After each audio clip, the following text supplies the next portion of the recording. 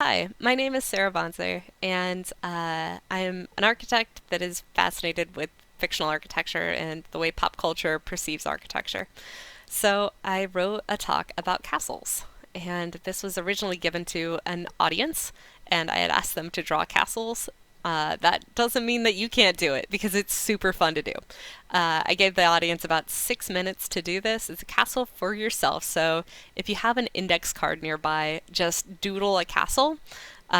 Feel free to DM me or send me emails of your castles um, because they are probably going to be amazing.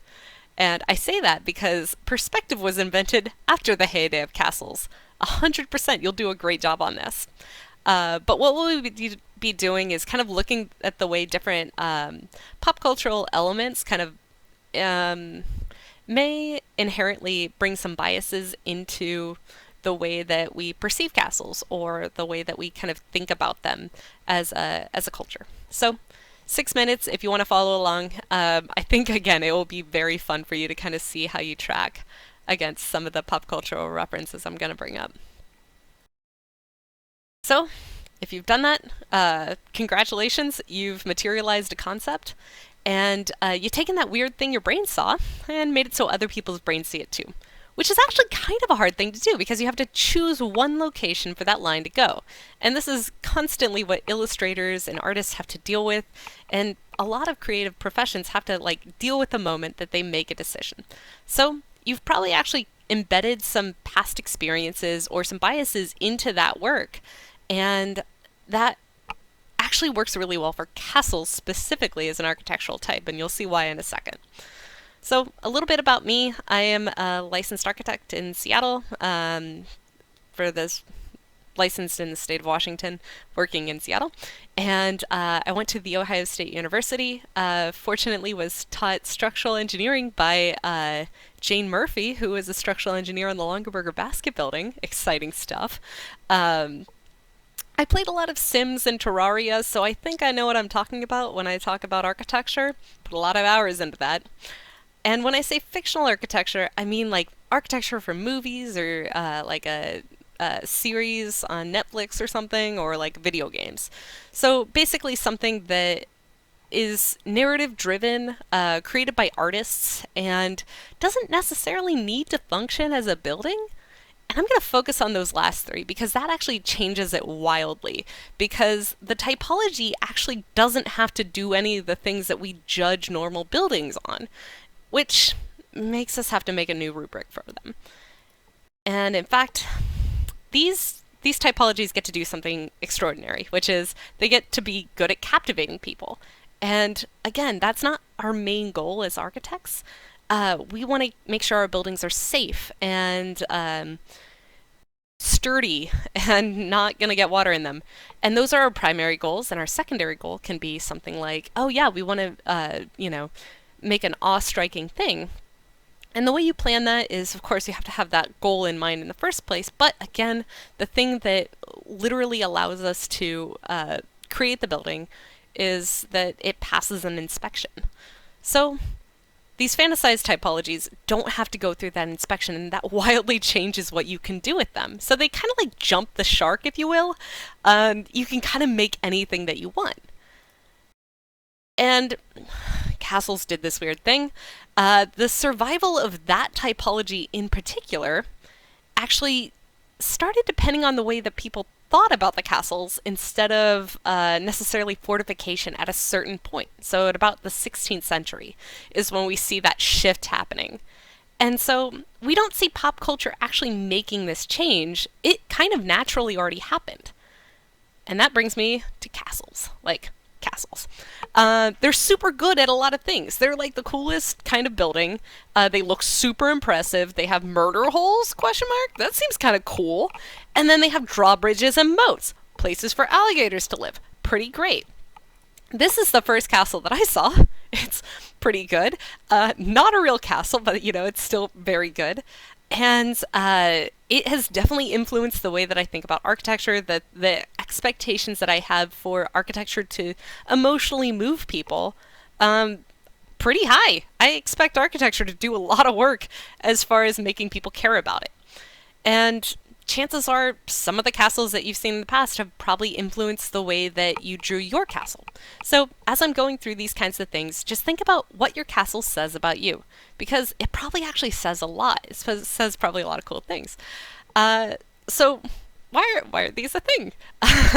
So historically, academically, we're looking at a fortified home for royalty, and that's like a simple way to kind of just say like, oh, not all stone buildings were castles. Here's the job that a castle had. And before I get too into any of the pop culture references, I want to kind of explain the difference between, I guess, a built structure versus a fictional architecture in a more concrete way. So, for instance, I'll use the words authorship and resolve every once in a while through this talk. And so, authorship refers to how much freedom you have. Like, what kind of blue sky thinking can you do when you're kind of ideating on this building? And what decisions have already been made for you? You might be working with an existing IP, an existing intellectual property that you can't change that much. So, even if it seems like you can kind of have endless freedom, maybe not necessarily given the constraints that maybe you legally have to abide by. And then resolve, which is like how many gaps can it have? How functional is it? Can it let water in? And so, for instance, the built environment, we have kind of low authorship compared to these other mediums, just because it has to kind of adhere to an existing building. If we're working on castles specifically, it has to work with the original castle, or at least kind of have a intentional departure from, or a precise restoration of the existing castle. And it has to have a high level of resolve, so it can't kill the occupants, obviously, and it also has to be weatherproof. It can't damage the existing building that you're building onto. Theme parks, for instance, have this super curse thing that they have to make like the best thing you've seen that day, and also not kill you with it. So again, very challenging to do, but a line they usually skirt with some success. Like roller coasters do this daily, so I guess the buildings in a theme park kind of have to do similar challenging things. And just to kind of like close the loop on this, conceptual design for like a buildable building, something that I would work on, usually happens with a lot of constraints. So a client comes to us, tells us what kind of building they want.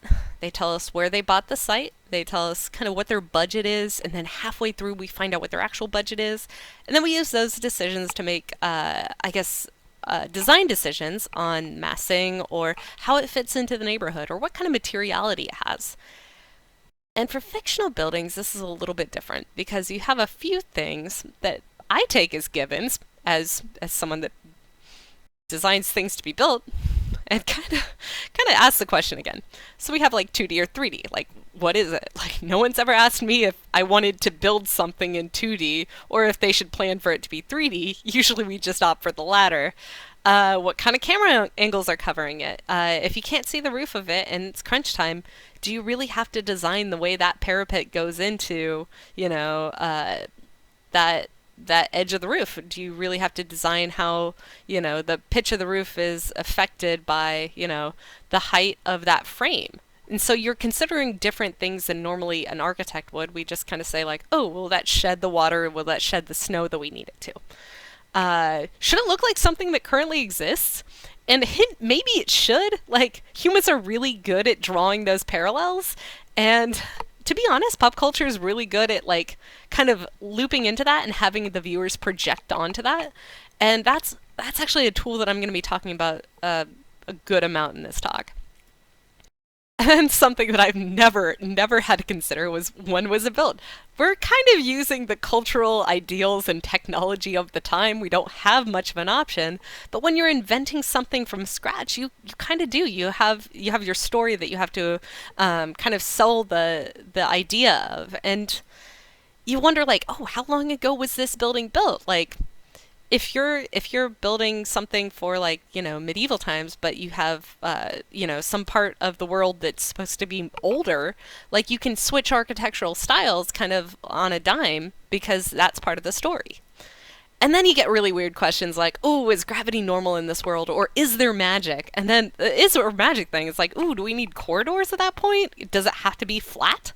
There's a lot of things that again, we just take as givens, but in a fictional environment, those aren't necessarily. And so when you're kind of looking into this as, oh, okay, so how do we consistently get this world to kind of fill out, to make sense? And a lot of times we see these designers taking on their self-imposed constraints, relying on collective consciousness, and leaning on references that face similar challenges. So I'll kind of get into each of like kind of how these work, um, because like contextually they'll each have a different kind of strong suit. And to be honest, when we look at castles, there's a lot of ways to do it. But you do see like a similar kit of parts. And so before we get into like how the composition makes a castle compelling or not compelling, we're just gonna look at the kit of parts. And to be honest, Windsor is like a super good sampler platter for this. And so we're going to start out like it's a really good Norman castle. It has a central axis, there's a garden, that's pretty great. We see a castle wall on the outside, there's a curtain wall that's kind of behind it, there's some towers, square towers, very good, very classic.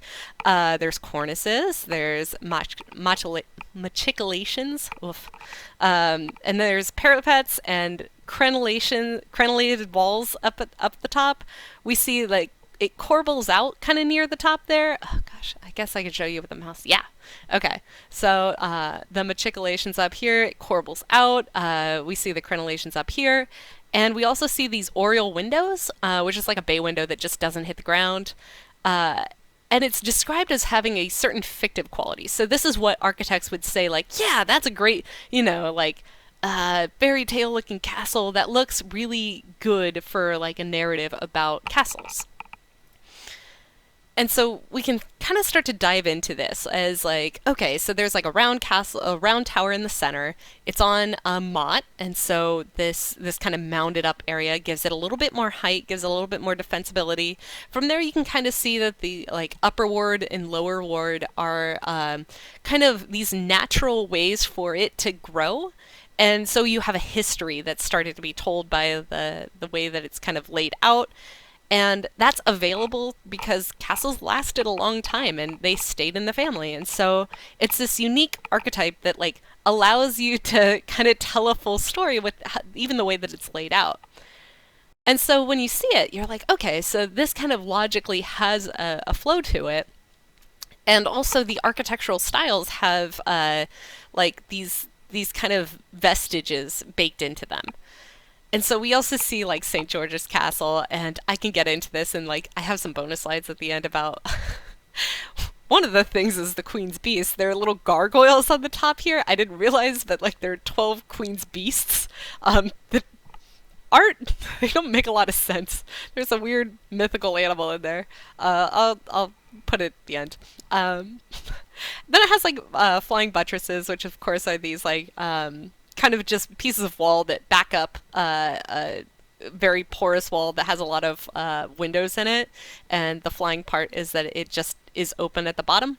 And then we have these fan vaults up here, which is great, just a really great Gothic detail. So again, it's not necessarily all one type of architecture, but it is of the time that it was created. So it's like honest to that part of it. And so we see a lot of the things that make a castle looking thing all baked into this one castle. It's just a really good variety pack of castle looking parts. And again, central axis on certain parts. It does a great job at framing itself. Like, really good castle. 10 out of 10. So that brings us to our first pop culture reference, Winterfell. Winterfell is like a really good historical castle, in my opinion. They used Castle Ward as a original reference in Ireland. Kind of a very stoic castle. It meets the ground. It kind of doesn't articulate in and out very much. It just kind of lands solidly, firmly on the ground. It looks very safe. It looks very stable. It doesn't have a lot of windows in it. And that's kind of one of the indicators that you have something that was in earnest designed to fortify. Now, Castle Ward was again kind of late in the kind of grand scope of castles, but at the time it still seems like it had a lot of goals to fortify. And so we see that in Winterfell, and we see things like the iconic kind of So the Merlins actually step a little bit. They look kind of pixelated, and that gives it character. That gives it like a definition that stands out from some of the other castles. So again, that's something that's different than Windsor that allows it to have a personality. And they did something else to give it a personality. They actually merged it, with another castle. So what we see here is Doune Castle in Scotland makes the top part of it. And so what they've done is, in order to make it fantastic, they've kind of bulked it up a little bit. They supposed a new context for it, which is it has to do a lot more and defend against like a lot more things than a real life castle would. And they've collaged it with another castle. Now, Scotland and Ireland, two different cultural places, but similar climates. So, not a bad choice to mix those two. And it seems like Doune Castle doesn't mind not being the poster child for this, but it does like contributing bad news about that last season that they're trying to profit off of. But again, going back into that idea of like trying to get some kind of I guess, tourism back out of this. And so, again, being very true to this new idea of what a castle is. But I swear I've seen it somewhere before. Like, it might have been in a different movie. Maybe I was younger then. Oh, yeah, here we go. It's actually a famous actor. So, yeah, we often see castles playing parts in movies because, to be honest, they have a really good fabric. A lot of things that had to happen in the castle to design for the castle, to design for all of these things that we're considering, give it a lot of character that artists are just like, oh, okay, well, kind of got it right at the first time, so we can modify a little bit, but it's kind of functioning as this backdrop that kind of already works. And we see King's Landing, and not necessarily like one castle specifically, but still like a really good use of existing structures. So in Dubrovnik, we see kind of the St. Lawrence Fortress versus like St. Lawrence, sorry, King's Landing versus St. Lawrence. We see that they've added these like towers up above, and it looks kind of nice. It looks like it's very fortified. It looks like a good watch point for them. Uh, we also see that they've made some changes to the city fabric, but not necessarily to the city walls so much. Like, they look pretty similar to real life. Not necessarily where I would put the heaviest part of my building. It would probably kind of be likely to fall off into the sea, being on kind of that cragglier soil. Again, you probably wouldn't want to put too much weight there, but for the like narrative function of this, having it grow into a crescendo at the edge of the cliff, kind of a nice looking thing. People expect to see like I guess a lighthouse, and so they're expecting to see a tall kind of thing at the edge of the cliff. So kind of works. It doesn't necessarily have to solve all the structural problem. It just kind of works. And we see that they're also using the fabric of the city to inspire like the colors and the different kind of, I guess, scales of features. And we're also seeing that they're using the fabric of the city to give texture to King's Landing.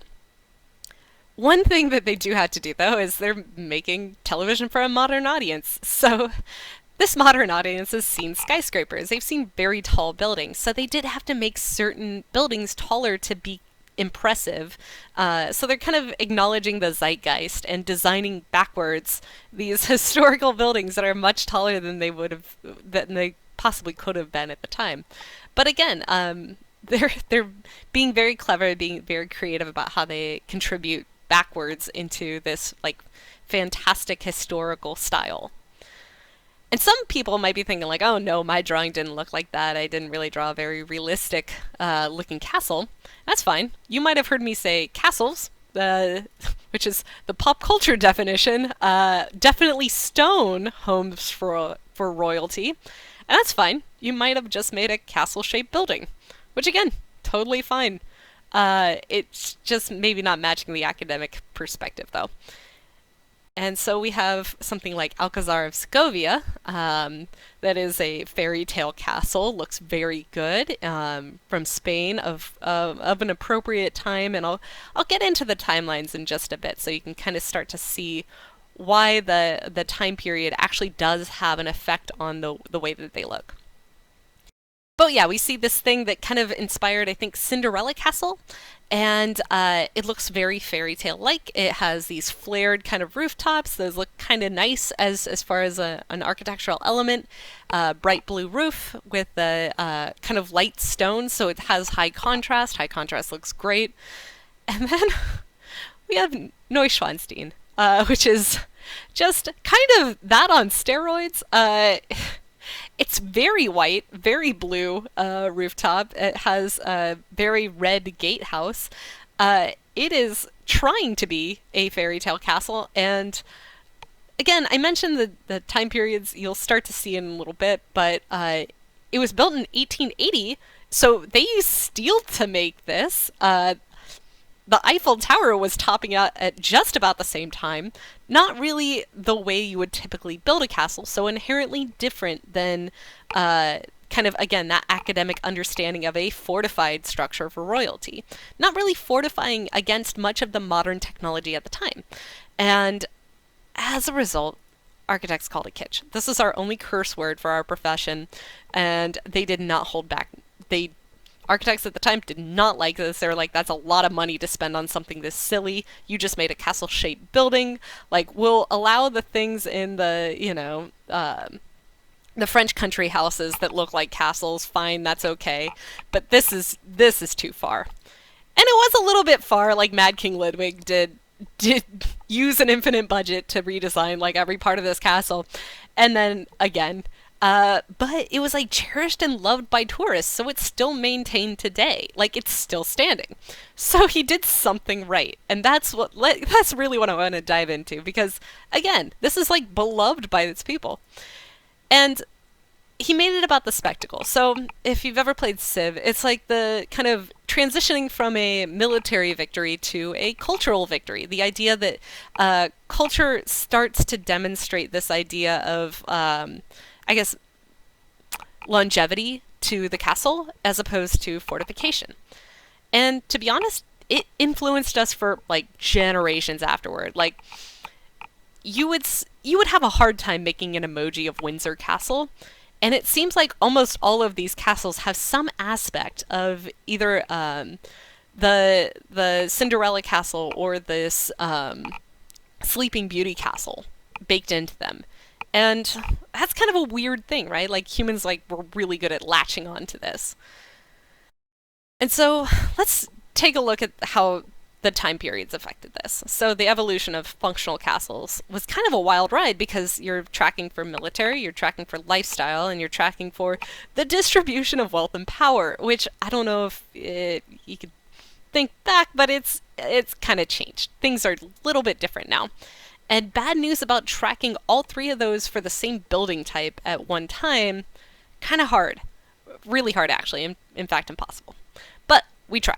So, back in 600 BC, way back when, had to have something to keep just roaming, kind of, I guess, people that could pillage out of your civilians' area. And so you shouldn't have to have your whole town just constantly surveilled by military folks. You should have some kind of lifestyle ability to have your livestock out further from your city so you can expand. So we have this wood kind of fence around it. Thatch roof cottages, which are bad news about that, are kind of flammable. So it's not really invincible. This is not like the pinnacle, but it's a good start. And then in like 100 BC, or 100 AD, we see the Roman fort. And the Roman fort is actually super good. Not nearly as flammable. Has the Via Principales and the Via Decumanus, and those are the two cardinal directions, has a road going through them. So this idea that you have, I guess, culture baked into the most outward part. So you're still carrying your mainland's culture outward. Which is kind of what Rome was all about. So we start to see very early on that there is this goal that is, okay, we gotta claim land, but also claim culture and bring it back. And then we went into the Dark Ages, which is just really a bummer because we lost concrete, and we also lost embrasures, which were like arrow slits, so sorry, Archimedes. And we kind of picked it back up. You can kind of see it's very similar to that first Celtic castle.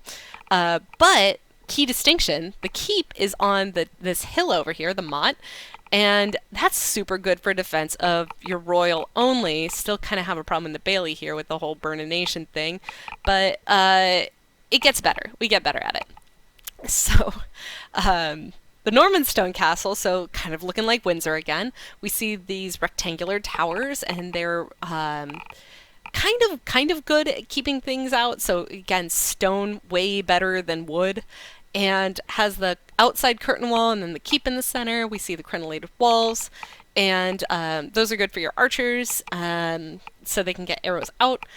And yeah, it's a little bit easy to undermine these cornerstones anytime you have an exterior corner. That's a little bit of a weak spot. If it's not defended by an archer, and not necessarily the same sophistication in the matriculations or anything. It's pretty plain compared to that. And so that kind of takes us to this Cadillac version of a castle, which is kind of you have a radial almost design for the exterior. So you have these kind of crenellated walls on the exterior, and then it still has that central axis. So we see that culture still does play a part in the way that these are developed. We see like a gatehouse, these rounded towers, which again harder to undermine because you don't have the exterior corner. You see a moat, so even if you did make it, up to the castle wall, you couldn't get in. And one thing about the gatehouse is just like a little bit of a sticking point for me. The portcullis needs a place to go. So if you see these guys, they're not like rolling garage doors that just go up into nothing. They do still need the entire height of that gate to go up vertically. So yeah, just a little bit of a pet peeve of mine. Again, not the end of the world. I mean, this is Disneyland, well, Disney Sea, but yeah, they should have figured that out. I know they could do better. But yeah, so if you're wondering like why it was important that Neuschwanstein had the steel, it's because, again, it's very different than the way it was previously built. We see that Corbelling making these arches. These are pretty narrow spaces comparatively. The walls inside are about the width of the walls outside, maybe a little bit thinner, but still there was not really a lightweight way to make a fortified structure. So they just have a type kind of associated with them. They have like a look to them just because of how they had to be built at the time. And so for a while it's really good. You like live the life of luxury with your gardens and your peasants until gunpowder was invented. And that was actually kind of a problem, a little bit of a bummer for castles because the fall of Constantinople was actually like notably the time that they were like, oh, wait a second, we can't really defend our royals in a castle anymore. And you can't really have your royals living on the furthest most outreaches of your region, essentially, anymore after this. And some people say it was this little guy, Basilica, that was really the change of that. So, just for reference, he was able to hurl a 600-pound stone over a mile. And that's like a pretty good looking weapon. But unfortunately, because of its recoil, it actually couldn't be used defensively in a curtain wall for a castle. It was a little bit too thin. It would destroy the castle wall as a defensive thing. That's not really a trait that you want. So even though this one specifically only fired about a dozen shots, it signified that you could no longer use a castle wall as your kind of defending structure because they couldn't host these guys. And the castle wall got a lot thicker. And so we get these like bastion walls, these very kind of like, I would say 2 to 3 times thicker. They're very big walls. And it's not super comfortable for the royals, so they kind of have to pick two at this point. So you can't really have a fortified home for royals at a certain point. You can have a home for royals, you can have a fortified home, but not necessarily all three. You kind of gotta get two. So, for instance, we have some really great chateaus that are country houses, and the Loire River Valley is actually like really good at making this type of building. And so, like, if you want to see castles that are country houses, they're all great, all super good, great wine, but not academically a fortified home for royalty. And then we also have bastions, which again, super good. These forts are really great, but not really where a royal would want to live. But it doesn't stop castles. And that's kind of where we get to the good stuff. The stuff that like inspired generations beyond. Because one dude was just like, what if it doesn't have to work, guys? So, again, King Ludwig, way ahead of his time, he just like makes the interior walls way thinner, makes some parts out of steel. The throne room is out of steel, and the top part is out of wood, which is customary. Uh, but yeah, it just has to look like a functioning castle. And thus the birth of the McRib. Because it, again, is really good at moving people emotionally. And it's really good at getting tourists. And tourists end up being able to save the castles long term. And ironically, not about keeping people out anymore. But that's where we see, like, yeah, it jumps the shark a little bit. And it taps into collective consciousness. So what happened there was like, King Ludwig was like, I can do us one better. Let's look at the original context of like what a castle used to be and look at how we're a little bit different and then use that difference to make us like way better than everyone else. So going back to kind of this formula, fortified home for royalty, gotta look big and safe. And that's kind of what we're looking at. We're at this point looking at the way it makes someone feel, the effect that it has on them, and not necessarily the original goals. So, yeah, they looked kind of big because they were on a hill. That was a really good way to fortify the keep. And so, even though they were only about 30 to 70 feet tall, they looked way bigger because there was nothing else around them. They gotta look really busy. And so we see, like, yeah, that's gotta support, like, a royal. There wasn't, like, Amazon Prime that they could just, like, ship stuff to them. They had to, like, make it on site. And so these were basically cities, and as a result, kind of had a skyline to them, because there's a bunch of different functions inside of the castle walls. And finally, it's gotta look good. It's gotta look really good, because it's for royalty. It's about, you know, conveying how rich you are. It's about impressing people. And this is kind of a time that architects are, well, I mean, architects are always going to be part of the patronage system. Like, we inherently can get fired, and they could just hire another architect. And as a result, you kind of get these zany things sometimes when you have a single payer for your building. Which brings us back to this perfect storm. Is just like a really good kind of taking advantage of the things available to it and capitalizing on like, okay, so this is what people want to see. Let's give them what they want. And that brings us to our best McRib pop culture castle, which is Sleeping Beauty's castle in Anaheim. Now, this is like a great caricature of a castle. It's a good depiction of this castle.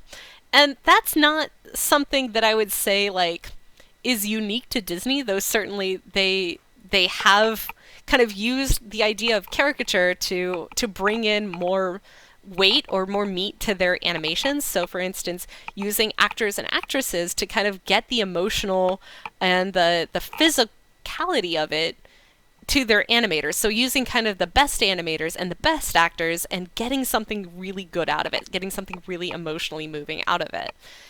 And they also do this with structures as well. They, you know, based Prince Eric's castle on Chillon Castle in Switzerland. And it's a seaside castle that has a certain color palette. Instead of asking the artist to like invent something and like suppose what kind of materials were available by the sea in Switzerland, just ask them to look at an existing castle there or a surviving castle there. And you can kind of get a good idea of what they chose to keep and what they chose to deviate from. And that takes us back to this beauty, which again is a kitsch thing based on a very kitsch castle based on a real castle. So a little bit different than what we would normally expect to be a reference or a precedent, but still very good. One little thing though, they did kind of use forced perspective. So of course this castle isn't actually very tall. It pretends to be a lot taller, so we see things like atmospheric effect helping it seem like it's going back into the distance a little bit. So we see the difference between the scale of the stone and the color of the stucco. The stucco is a, you know, textureless material, and the kind of funny thing about this is that just looking at this one view, you're like, oh yeah, that's pretty close. But this is what the castle actually looks like. It's a lot bigger. It's a lot longer. We got like the pug version of a castle, which again, very good for tourists because no one wants to run the marathon that is the perimeter of the castle. They just kind of want to walk around it or walk around the lake. That I don't even think the lake would cover the acreage that you needed. But yeah, it's a really clever way because really the thing that like condenses the castle into this like very efficient thing is that it gets a skyline very quickly. And that's through its foreshortened view. And this is like again, architects have been doing this, but for some reason we don't love Disneyland that much. Like Borromini played this joke on people and it was like everyone loves it. I don't know why we don't love this more. But yeah, you can see like the stucco doing great work as something that fades into the background, something that's controllably faded. So you see that the lower portions of it are a deeper pink, and then it fades to kind of pale pink, even white. And so it stops being necessarily about human scale at the end of the castle wall. So like that castle gate kind of has the texture. It looks larger than life to a human. And then it stops having to do that as soon as you break away from that foreground plane. So again, the foreground is doing its own thing, and then the background gets to kind of play pretend, kind of play dress up. And in Paris, they had like a weird problem where they had to like work with existing castles being like also tourist attractions nearby. So they chose to go the opposite way with this. They made it more fantastic, which is great because we see it flare out a little bit. We see a lot of these little kind of details that make it look a lot more exaggerated. Again, that castle wall is still human size. It's still impressive to a human to see. And then it kind of takes like a leap of perspective after the castle wall, which is a great dividing line. It's a different texture, it's a different color. Again, very good at that. They also use, you can kind of see the occupiable parts versus the non-occupied parts.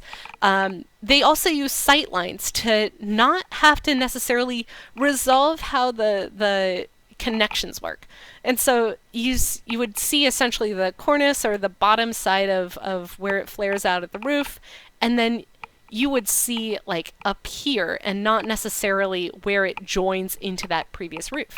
And then we also see the way that the like topiary like changes from trees to shrubs. And so it's just like everyone's in on the joke, even the landscaper, on trying to force this perspective.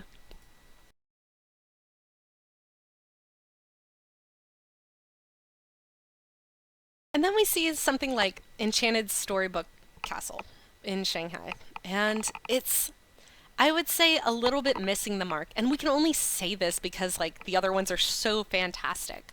But we don't see that same difference between the foreground and the background. It kind of just is one mass, which makes it a little bit less knowable to like how big something should be. There's not really a visual break between the foreground and the background in the same way. And so there's like a lot of things that I think it kind of suffers from because it's one texture, because it keeps that brick kind of color going very consistently. And again, this next one is a similar kind of thing. We can only critique it because it's adjacent to such good things. And so it's very easy to kind of see the mistake once it's been made. But again, that texture is going to be a huge indicator to your eye about how far away something is and how much contrast it has. So for instance, we see the foreground of this is unfortunately like this massive light post, which as a human, we understand how big that is. And then we see the Great Hall, which is a certain scale, but again, like high fidelity, high articulation on this. Lower articulation in the plane behind, but also larger scale, which is kind of a weird mismatch. And then high articulation, high contrast, but very far away. And so it seems like it's just kind of a model. Your eye is not really allowing you to disengage it from your spatial perception, unfortunately. which is a bummer because like there were some real good places in Hogsmeade that I thought like really crushed this idea of like transporting you to a different location. Diagon Alley is also very great, but Hogsmeade does this great thing where it kind of allows the shifting roof lines to make a mountain range kind of looking thing as you're kind of glimpsing it from the background. So it also works with like the way humans experience depth, the way humans like focus on one part and allow the rest to kind of blur out. By leveraging that, they've actually done a great job at again transporting you to a different location. Then we see details like the Gothic window where it kind of comes up to an arch and makes a point. And we also see different kind of materials. So we see kind of the large kind of timber kind of looks. We also see stone. We see all kinds of things that would remind us of a Swiss like, kind of alpine kind of environment. And we also see snow on the roofs, which, again, I don't know how successful it is. These roofs are very steep to shed snow. Not necessarily what you need the roofs to be doing, but again, kind of the atmospheric idea that it's trying to kind of mimic the idea of a mountain range. And again, very good at that, so not going to fault it. Everything being out of plumb also very much helps. But I think the best thing that I saw when I was at Universal Studios was this. Diagon Alley. Again, out of plumb is like a thing that they lean on, and I think it really does them a lot of good. So it's taking like J.K. Rowling's like really fantastic understanding of Victoria Street and giving that to occupants. It's just giving them that. And that's a hard thing to do because like you saw with like making drawing your own castle, you had to take that thing that you saw in your brain and give it to someone else. Now, how do you do that with like a theme park? Really challenging. But it worked.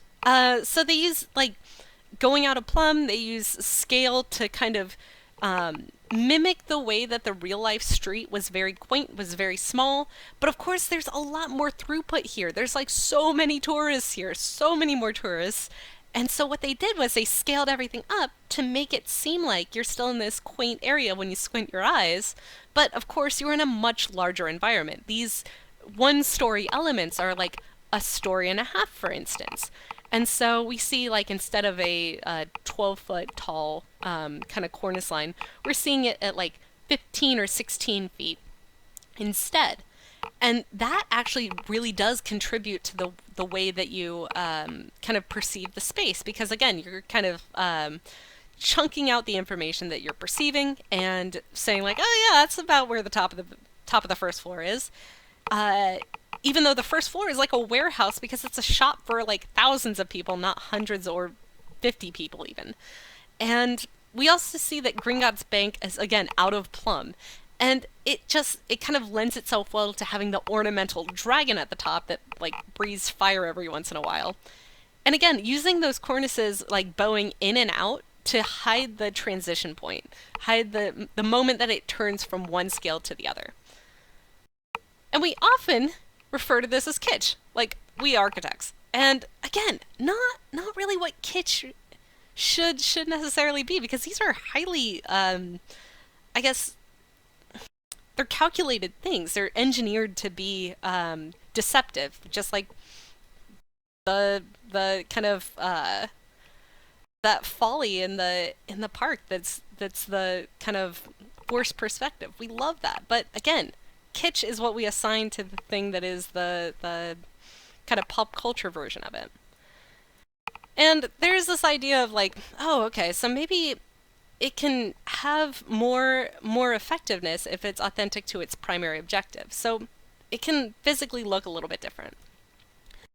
And to get kind of into this, I'm going to transition to 2D because illustrations have a lot of freedom to kind of play with this. So for instance, in Spirited Away, we see the onsen or bathhouse be kind of this weird mix of a factory and a traditional bathhouse, which is great because we see this heterogeneous mix of the two. So, for instance, we see that it has the Shinjo windows in the correct place, and it has these like very strong moments of like, okay, that's a smokestack. I know that that's associated with the factory. These are opaque walls, probably associated with the factory. Bathhouse part, bathhouse roof. I got it. But then there's like these weird jokes that he plays. So for instance, like a Shinjo window is a separated light. A factory window is a separated light in different colors with a different kind of cadence to it.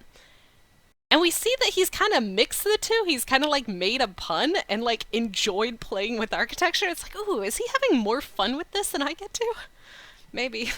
But he does this like for kind of a certain like narrative effect too. So we see like even inside the Boiler Master's room that it's got this like cabinet wall. So this is like a thing in stationery shops, but it also does something else. So you see the wall and you're saying like, "Oh, okay, so that's not necessarily where the plane ends. There's something behind it."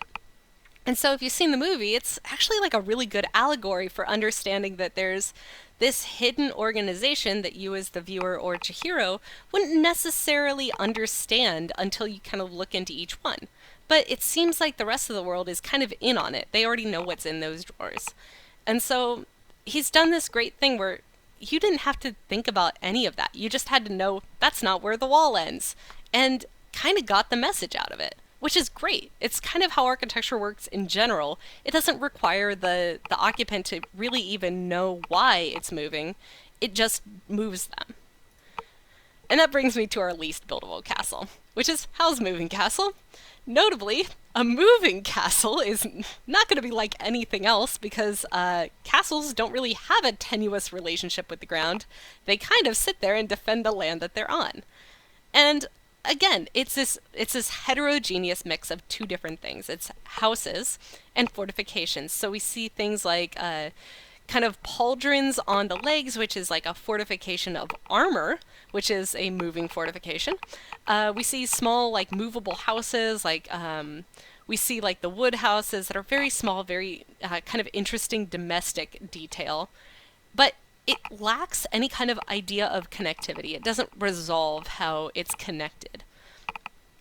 And again, this isn't the first time that we've kind of seen this as an opportunity. Architects are fascinated with this, but it is kind of a different take on it because it doesn't resolve the hardest part of it, which is the connectivity.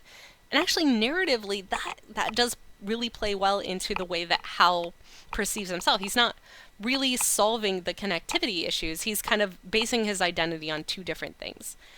And again, the way that it's composed is actually kind of nuanced. It understands that it's trying to kind of focus your attention into this thing that allows people to perceive it and perceive it in a very specific way. So Cerulio has this idea that like you can tell the difference between a comedic scene and a tragic scene just by the way that you arrange things, just by the way that you have maybe some more like human touches, human characteristics in the comedic scene, or the way that the tragic scene looks a lot more austere. It's made out of stone a lot more of the times. It's less mutable. And so we see this kind of scalar shift on Howl's Moving Castle, which kind of plays into the Gemeinschaft and Gesellschaft kind of understandings of society. So in the Gemeinschaft, we're looking at these rural things that a human could build, and the Gesellschaft, which is like the idea of war, is something that's not controllable by one human. And those are bigger than life. Those looks like they have to be created by a variety of people, like a manufacturing team. And then we get this we're granted this like fantastic moment where we see a shift in how the castle looks with the new personality Hal. Like we see a more composed, like more like understanding protagonist, and then we also see the way the architecture matches him, which is incredible. It like doesn't shamble around anymore. It actually flies. And it has an organization. It cares about the continuity. It cares about the connective tissue. And you start to see things like the trusses or the buckouts to support the edge of the house. It's not this thing that has this like kind of almost like it's going to fall apart at any second kind of feel to it. And it's much smaller. It's much more knowable. And it's just this great way that architecture is personifying a character. It's great. And unbuildable is kind of a weird thing with architects, because it's notably when character supersedes all practical implications. And again, architects are fascinated with this. This isn't like the first time that, like, oh yeah, I guess we could make something unbuildable. Actually, the first time was like kind of in 1778. I know there was like this, gosh, it was this terrible drawing of trees made into a house called the primitive hut. But we're not going to get into that today. We're going to talk about architecture parallel, which is speaking architecture. And it was basically the concept of like, oh, what would happen if we made like normal structures for people to understand? And I say normal, but no, they like Boulay had no chill. He made this cenotaph to Newton that was a sphere, just a sphere, and that was pretty great. But it was this idea that like you could tell what the building was supposed to be doing, as a layperson. You didn't have to know much about it, and he really relied on the idea of like platonic solids to do this. But of course, always rendered in 2D, almost. There was a style associated with this. It was called the sublime. It was this idea that the style of art would even strike awe in people. And then Ledoux got it. Oh, come on, Ledoux. Come on, be nice. All right, here we go. Ledoux came in and made like the waterworks, which is like, oh, it looks like a pipe. It's good at, processing water. That's great. And at a certain point, architects were like, wait a second, we can build these.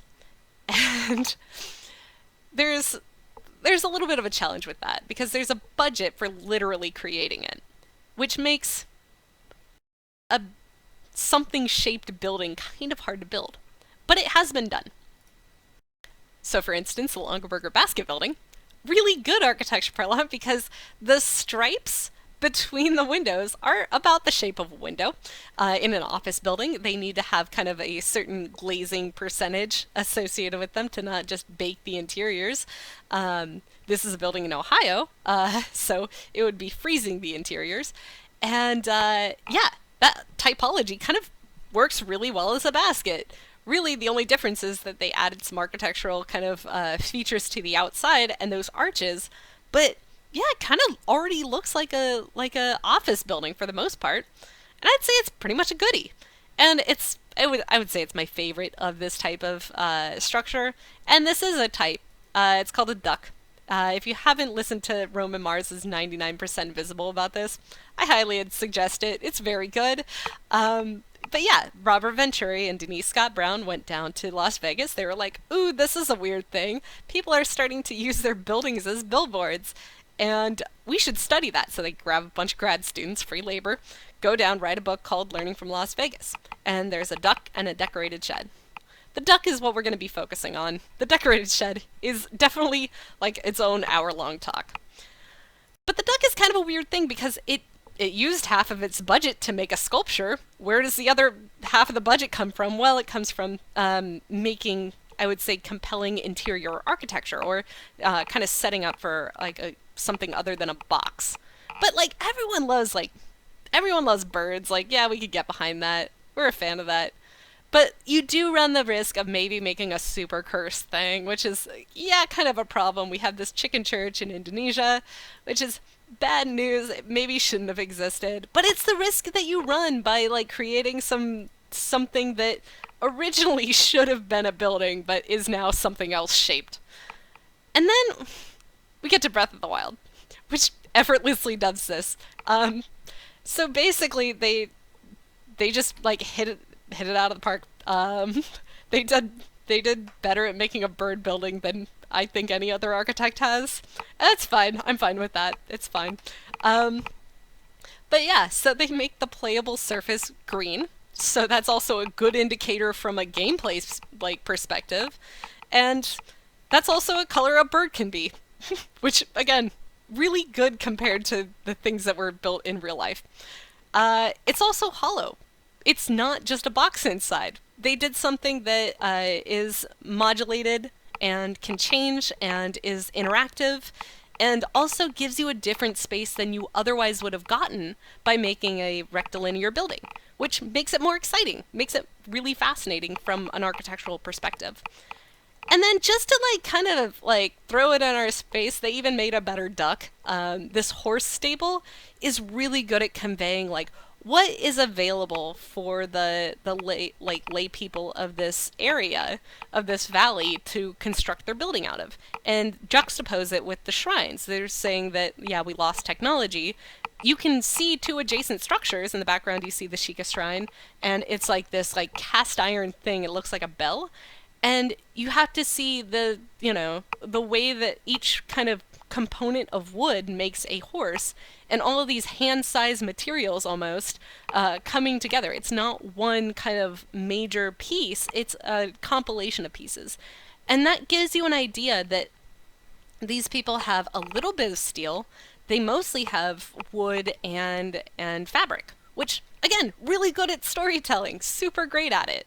And so we see this actually good resolution to architecture parlante being kind of transported into a 3D thing. And so we see architecture that informs gameplay, architecture that informs narrative. And that brings me to the last case study we'll look at, which is Hyrule Castle, our most improved castle. And it starts off pretty good. Aspirational 2D images of what Hyrule Castle could be. Looks a lot like Alcaraz of Segovia, and it's really good to have these like strong 2D images because of course you need your 2D artists to kind of understand what they're going for, what they're kind of looking at from a perspective of like, okay, we're making an abstraction of this. Pixel art is an abstraction of like a watercolor and of a 3D idea, and we just kind of have to convey it consistently. And they do. They do a great job. So Link to the Past was really strong. People are like, oh yeah, I'm attached to Hyrule Castle because we save it. It's an important part of the gameplay. And then they kind of have this kind of challenge that they have to take on later, which is they have to eventually jump into 3D. And they try, but it's not necessarily a castle. They have a higher fidelity fence than I would say castle. We see a lot of like platonic solids, definitely doing that. But it's not really compelling. I would say things are kind of all over the place. Compositionally, not great. There's a little bit of symmetry, but not enough to make it convincing. It goes into a hill, which is definitely a fortification problem. If you could just get up on that hill, like, the whole castle's toast. Like, they didn't do a great job planning this. And it's fine. They aren't architects, but again, for a focal point of the game, kind of an oversight. But again, 3D is brand new, so we'll cut them some slack. Until we get into Smash Brothers, which is unfortunately this like moment that they take the most problematic angle of the castle and really blow it out. So unfortunately we get to see these like pyramids that just go into something flat, which is not how any roof has ever worked in the past. And we're like, okay, well this is still when they like truncate one of the roofs into being a platform. Like, it didn't have enough architectural fidelity to keep the peak on the roof, which is like, again, it's like, ooh, this is not a good sign for, not a good day for Hyrule Castle. And we see it in like high res, which is just even more problematic because like obviously they wanted to like articulate some parts as being different. We see the articulation for the top platform that was like transformed from that one weird rooftop, but we still don't see any kind of idea about a seam at the base of this roof. It would make no sense to do it like this. That's fine. And then they took like the most problematic part, which is like, oh, I don't know if they should have all those turrets, and they made a whole castle out of it. It's like, okay, well, all right, that's fine, I guess. But they're kind of struggling with a few things that we can see. So they're like wondering like how can we get this castle to occupy 3D space, and like the profile should be recognizable. We understand that, but we just don't know how to like nail it. And we see in Twilight Princess, they're getting closer. They're getting closer. So, like, the roofs are actually functioning now, which is great. Good touch for a castle. But it's kind of this weird symmetry. It's a little bit more radial than I would say any other castle in history has been. And again, like, there's this kind of idea of a radial outside wall, but it doesn't really doesn't tie back into the way that the interior kind of organization works, it doesn't at all tie into the keep. But here we see it like, oh, actually, we've created a bunch of kind of openings in the castle, which again makes it kind of weak from a fortified standpoint. Which, again, like, maybe not the end of the world. I get that they're trying to get a recognizable profile, but it's not like the Disneyland kind of recognizable profile.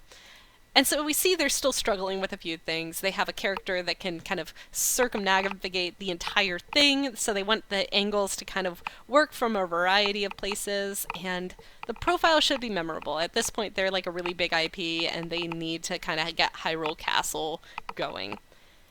And then they just make this masterpiece.